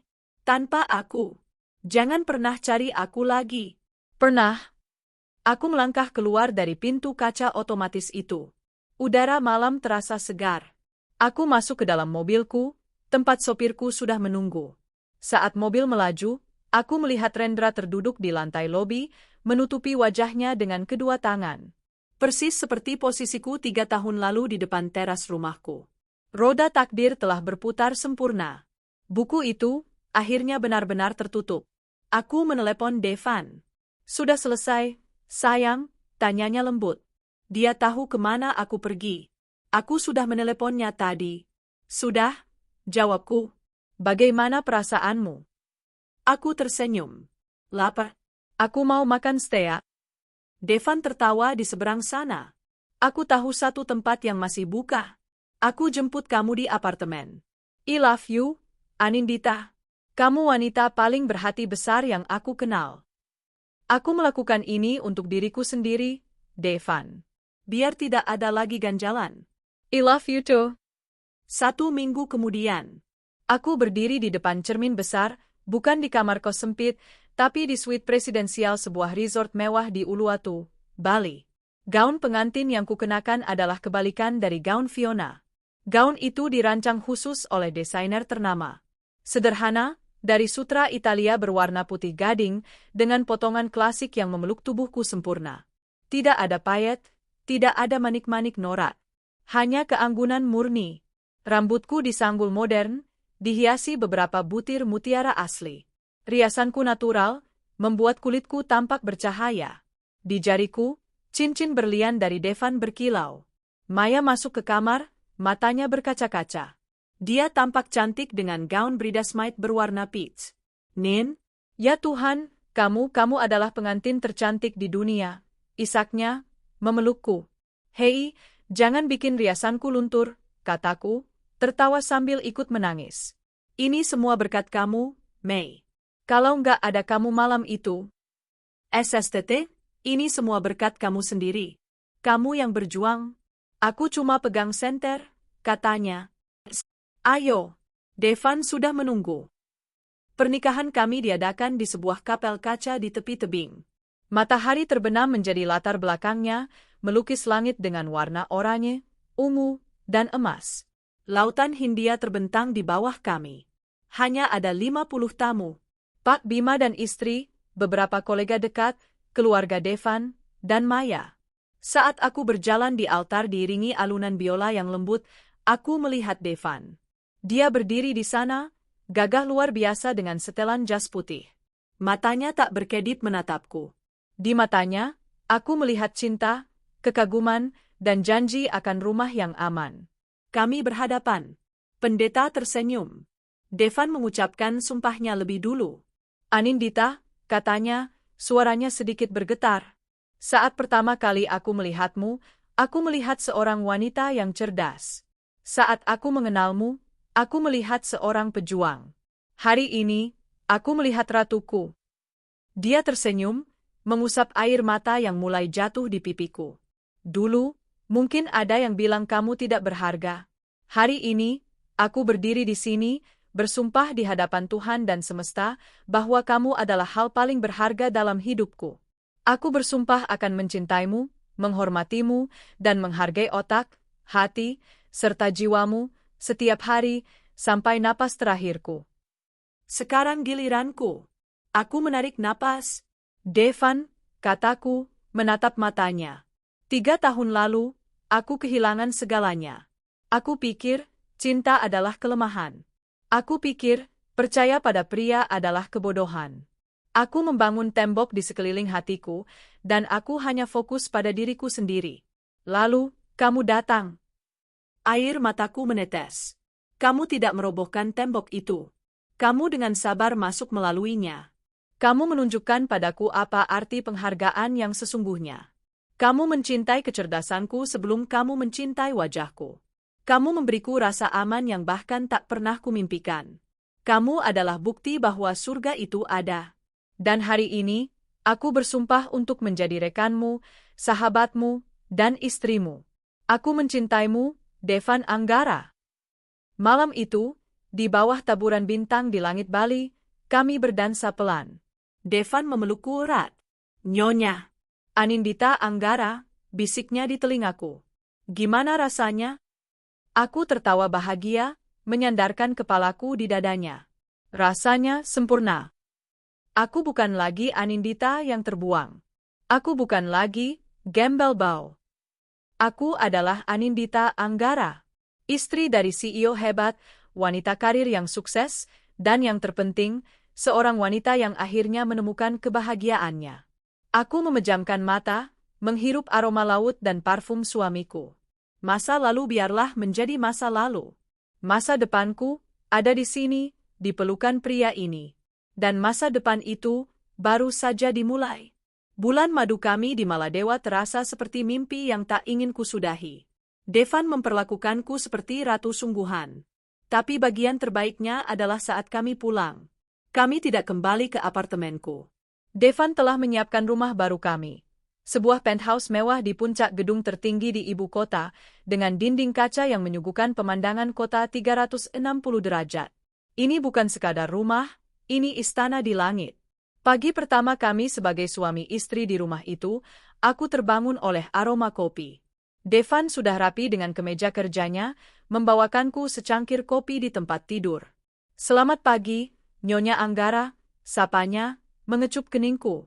Nyenyak tidurnya di istana baru kita? Sangat nyenyak, Tuan Anggara, jawabku, tersenyum. Tapi, aku harus segera siap-siap.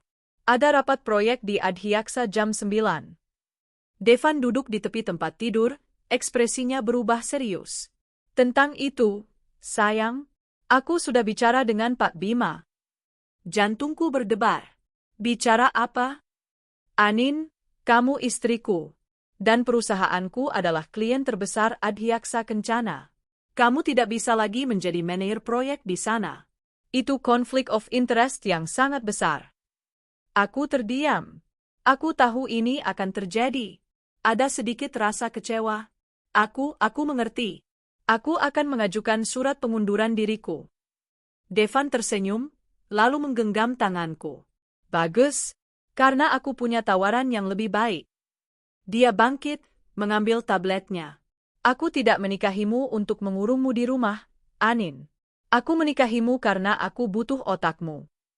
Dia menunjukkan sebuah bagan organisasi. Grup Nusantara sedang membentuk anak perusahaan baru yang fokus pada social investment dan pemberdayaan perempuan. Aku tidak butuh karyawan. Aku butuh pemimpin.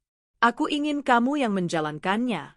Bukan sebagai direktur yang kugaji, tapi sebagai co-founder dan presiden direktur.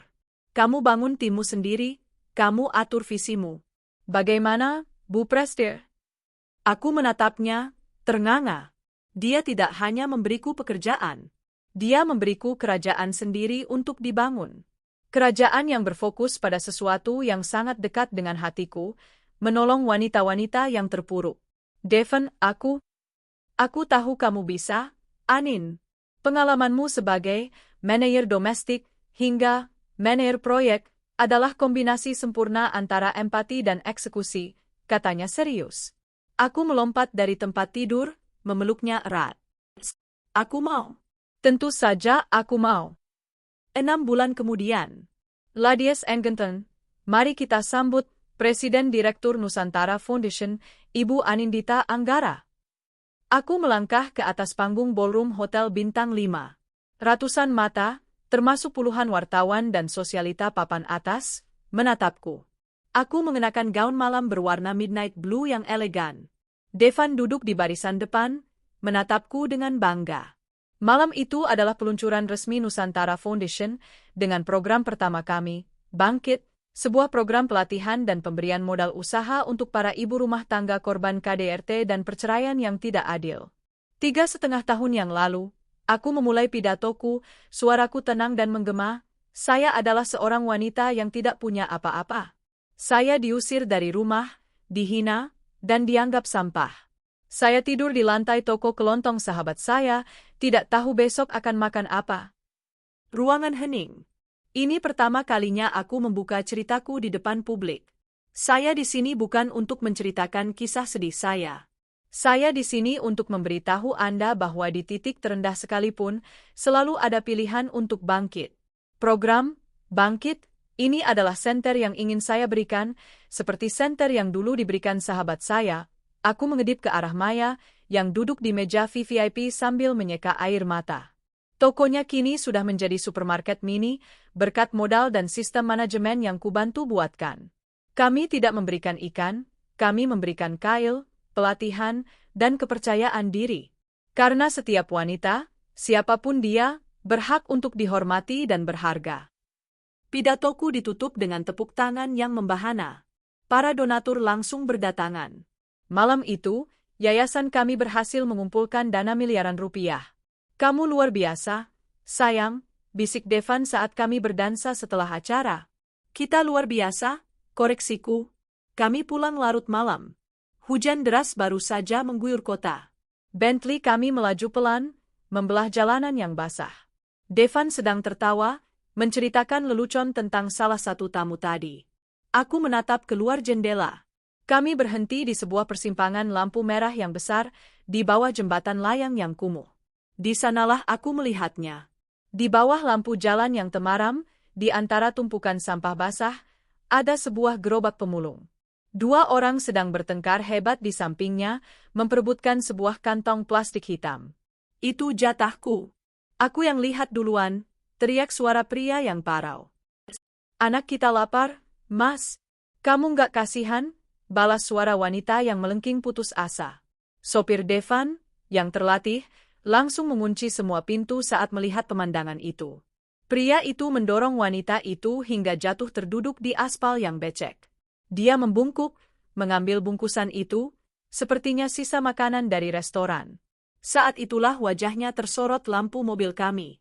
Wajah itu kurus kering, cekung, ditumbuhi janggut dan kumis yang tak terurus. Matanya liar seperti binatang kelaparan. Rendra. Wanita yang jatuh itu bangkit. Rambutnya gimbal dan kotor. Pakaiannya compang-camping. Dia menggendong sesuatu di dadanya, sepertinya seorang bayi yang terbungkus kain dekil. Fiona.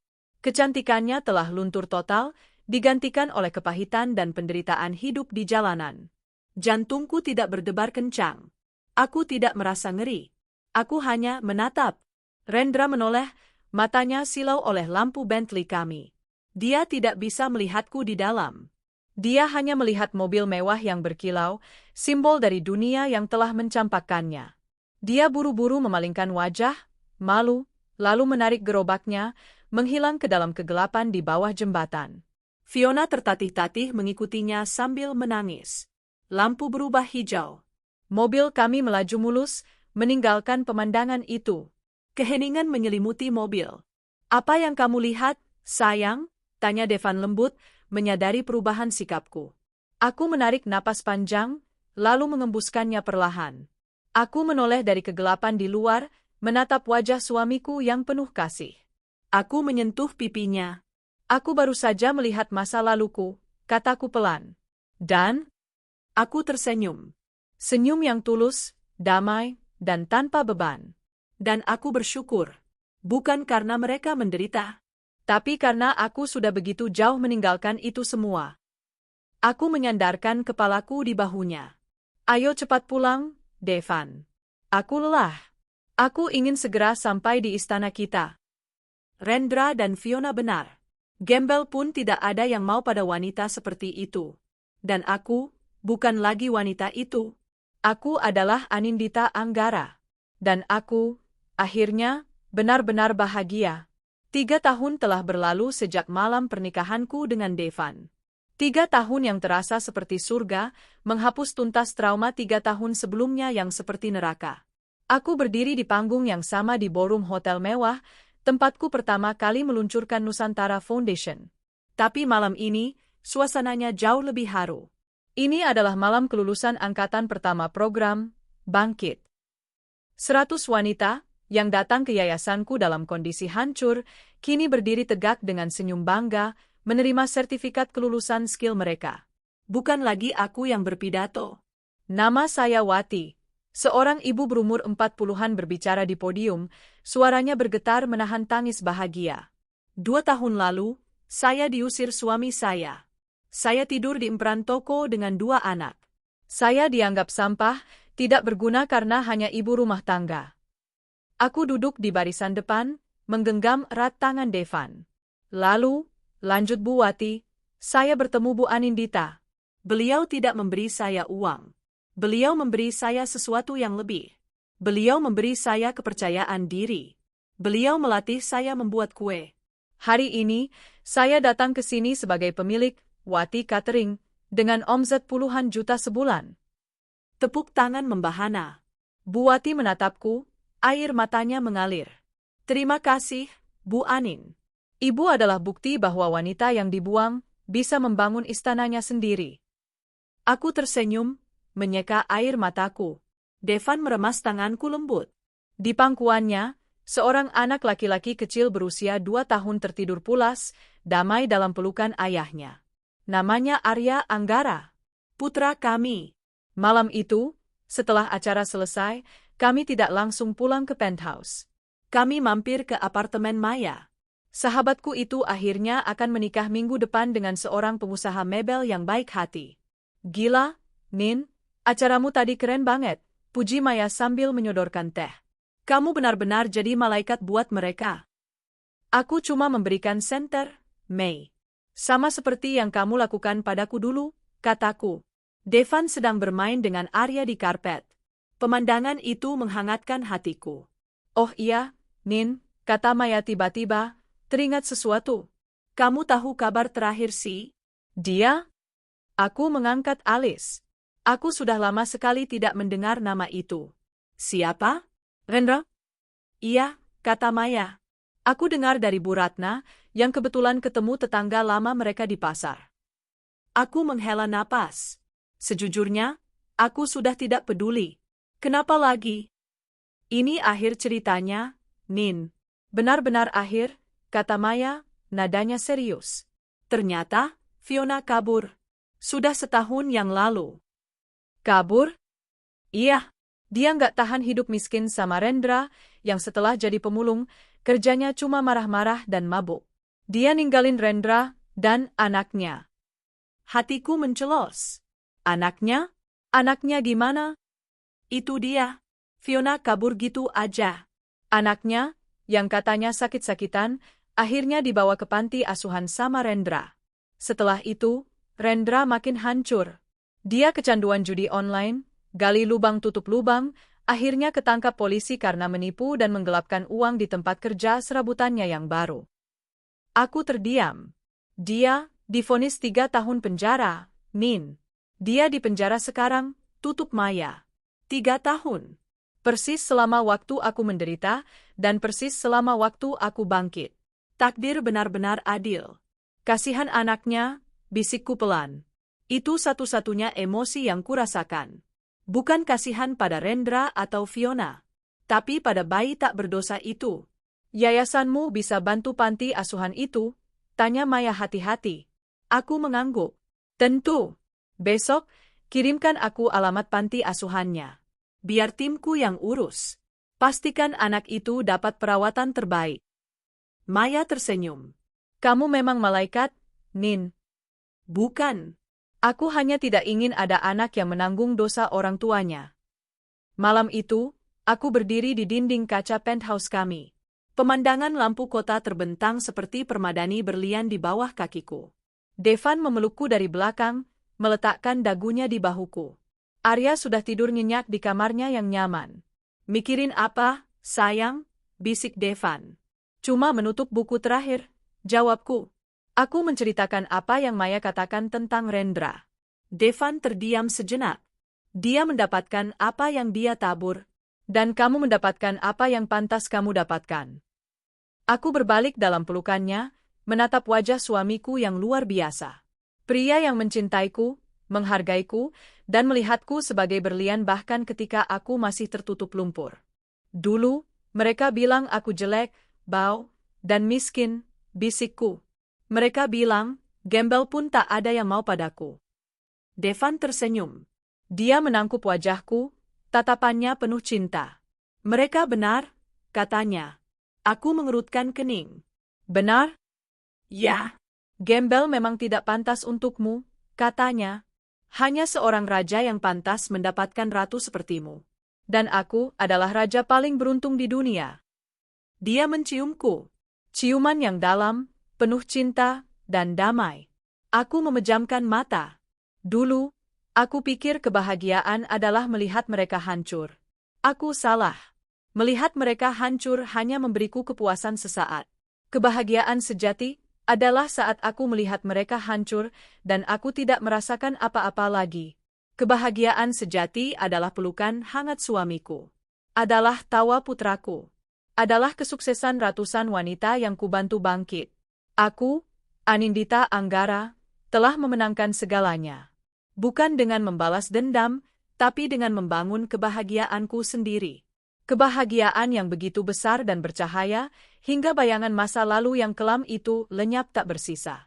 10 tahun telah berlalu sejak hari pernikahanku dengan Devan di Bali. Sore ini, aku tidak sedang berdiri di panggung ballroom atau di ruang rapat proyek. Aku berdiri di taman rooftop penthouse kami yang rimbun, dengan pemandangan matahari terbenam di atas Cakrawala Jakarta. Tawa 2 orang anak kecil terdengar di belakangku. Bunda, Bunda, lihat. Aku bisa bikin roketnya terbang. Arya Anggara, putra kami yang kini berusia 10 tahun, berlari ke arahku, matanya berbinar cerdas seperti ayahnya.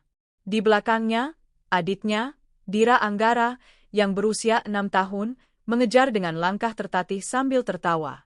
Pelan-pelan, sayang, kataku, berjongkok untuk memeluk mereka berdua. Aroma bedak bayi dan keringat setelah bermain sore hari adalah parfum termahal di duniaku. Pintu kaca bergeser terbuka. Devan melangkah keluar, jasnya sudah ditanggalkan, lengan kemejanya digulung. Dia tampak lebih matang, beberapa uban tipis mulai muncul di pelipisnya, membuatnya terlihat semakin berwibawa dan tampan. Dia tersenyum melihat kami. 3 orang kesayanganku. Dia menghampiriku, memberikan ciuman singkat di bibirku sebelum mengangkat Dira ke dalam gendongannya. Bagaimana hari Ibu Prestir? Melelahkan, keluhku pura-pura, sambil bersandar padanya. Nusantara Foundation baru saja membuka cabang ke-15 di Makassar. Mengurus 100 wanita yang bangkit di angkatan pertama saja sudah pusing. Sekarang, kami mengurus ribuan wanita di seluruh negeri. Dan kamu menyukai setiap detiknya, balas Devan, terkekeh.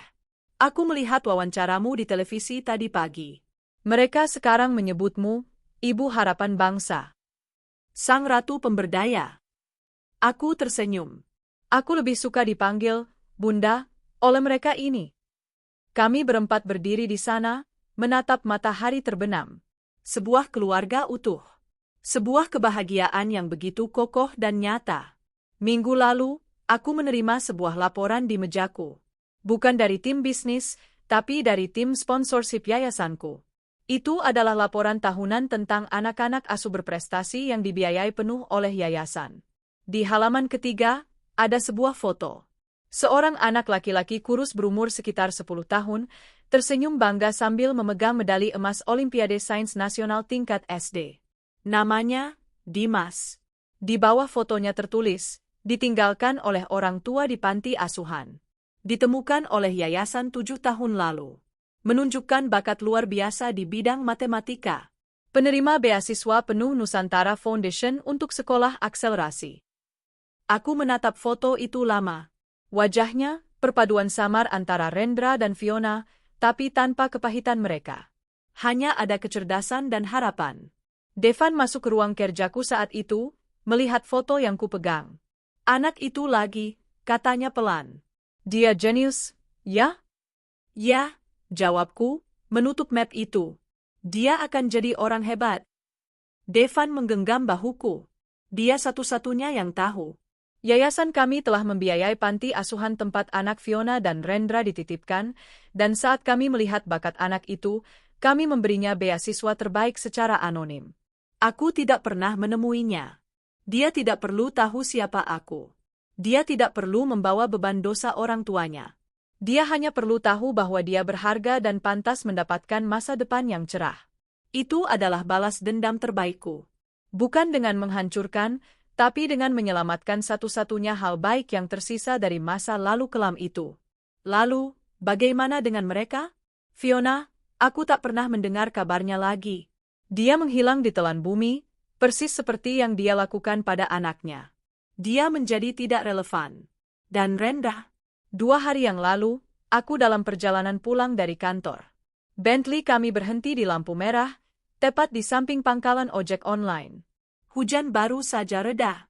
Seorang pengemudi ojek, yang tampak jauh lebih tua dari usianya, sedang membersihkan jok motornya yang basah. Wajahnya kurus, rambutnya menipis dan memutih, bahunya bungkuk karena lelah. Dia bertengkar dengan pelanggan karena uang kembalian 2.000 perak. Dia mendongak sejenak, menatap mobilku yang berkilau dengan tatapan kosong penuh iri, sebelum kembali menghitung uang receh di tangannya. Itu dia, Rendra. Dia telah bebas dari penjara bertahun-tahun yang lalu. Tapi dia tidak pernah benar-benar bebas dari penjara yang dia ciptakan sendiri. Aku menatapnya tanpa emosi. Tidak ada kebencian, tidak ada kasihan. Dia hanya orang asing. Seorang pria paruh baya yang sedang berjuang membayar cicilan motornya. Lampu berubah hijau. Mobil melaju. Aku tidak menoleh ke belakang lagi.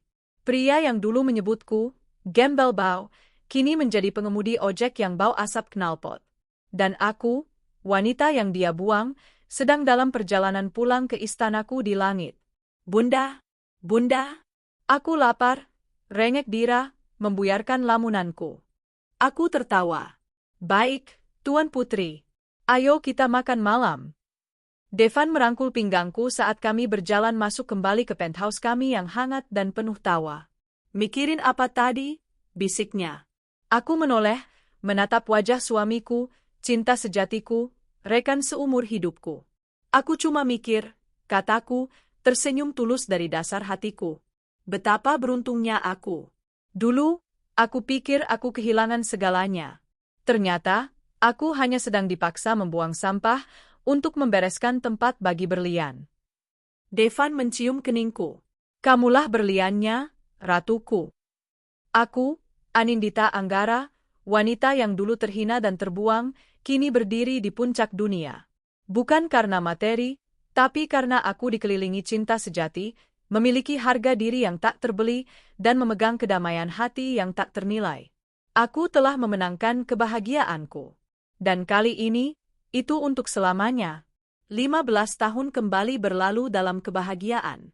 Waktu telah melukis beberapa garis tawa di sudut mataku dan uban perak di rambut Devan, tapi cinta kami hanya bertambah dalam. Aku kini berusia akhir 50-an, masih memimpin Nusantara Foundation yang telah menjadi salah satu organisasi filantropi terbesar di Asia Tenggara. Devan sudah semi-pensiun, mendedikasikan waktunya sebagai mentor bagi para startup muda dan, yang lebih penting, sebagai kakek siaga. Ya, Arya, putra sulung kami yang kini memimpin divisi inovasi di Grup Nusantara, telah memberi kami seorang cucu perempuan yang cantik. Dan Dira, putri kami yang penuh semangat, telah menemukan jalannya sendiri. Dia tidak tertarik pada bisnis ayahnya, hatinya ada di yayasan, bersiap untuk suatu hari nanti mengambil alih kepemimpinanku. Hidupku penuh. Aku telah menerima berbagai penghargaan dari dalam dan luar negeri atas dedikasiku. Nama, Anindita Anggara, identik dengan harapan dan pemberdayaan. Nama Rendra dan Fiona telah lama terkubur, menjadi fosil yang tak lagi kuingat bentuknya. Sampai suatu pagi, sekretarisku memberitahu bahwa ada jadwal pertemuan khusus. Namanya Dimas, Bu, kata sekretarisku. Dia adalah penerima beasiswa penuh platinum kita. Baru saja lulus summa cum laude dari MIT dengan gelar ganda di bidang bioengineering dan ilmu material. Jantungku berdebar pelan. Tentu saja aku tahu nama itu. Dimas, anak laki-laki yang fotonya kulihat bertahun-tahun lalu. Anak laki-laki jenius dari panti asuhan. Anak dari Rendra dan Fiona. Selama ini, aku memantaunya dari jauh. Memastikan dia mendapatkan pendidikan terbaik tanpa pernah mencampuri hidupnya. Ini adalah pertama kalinya dia meminta bertemu langsung. Persilakan dia masuk, kataku, mencoba menenangkan debaran di dada. Pintu kantorku terbuka. Seorang pria muda, tinggi, dan sangat tampan melangkah masuk. Usianya 25 tahun, sebaya dengan Arya. Dia memiliki postur tegap dan mata yang tajam, mengingatkanku sedikit pada Rendra di masa mudanya tapi tidak ada kesombongan di sana.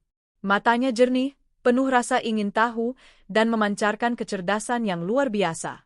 Perpaduan fitur wajahnya, entah bagaimana, terlihat lebih lembut. Dia tersenyum gugup, mengulurkan tangannya. Ibu Anindita Anggara? Sebuah kehormatan besar bisa bertemu Anda. Saya Dimas. Selamat datang, Dimas. Silakan duduk, kataku, membalas senyumnya. Aku sudah banyak mendengar tentang prestasimu. Kami di yayasan sangat bangga padamu. Dia duduk di depanku, tatapannya penuh rasa syukur yang meluap. Ibu, katanya, suaranya sedikit bergetar. Saya tidak tahu harus mulai dari mana. Saya tidak akan ada di sini tanpa ibu. Saya adalah anak panti yang tidak tahu siapa orang tua saya. Saya mungkin akan berakhir di jalanan. Aku menggeleng pelan. Kami hanya memberi kesempatan, Dimas. Kamu yang berlari sekuat tenaga meraihnya. Ibu memberi saya lebih dari kesempatan, katanya sungguh-sungguh. Ibu memberi saya kehidupan. Selama ini, saya hanya punya satu tujuan, belajar sekeras mungkin agar suatu hari saya bisa bertemu ibu dan berterima kasih secara langsung. Dan untuk memohon sesuatu. Memohon apa? Saya ingin mendedikasikan hidup saya untuk yayasan ini, katanya.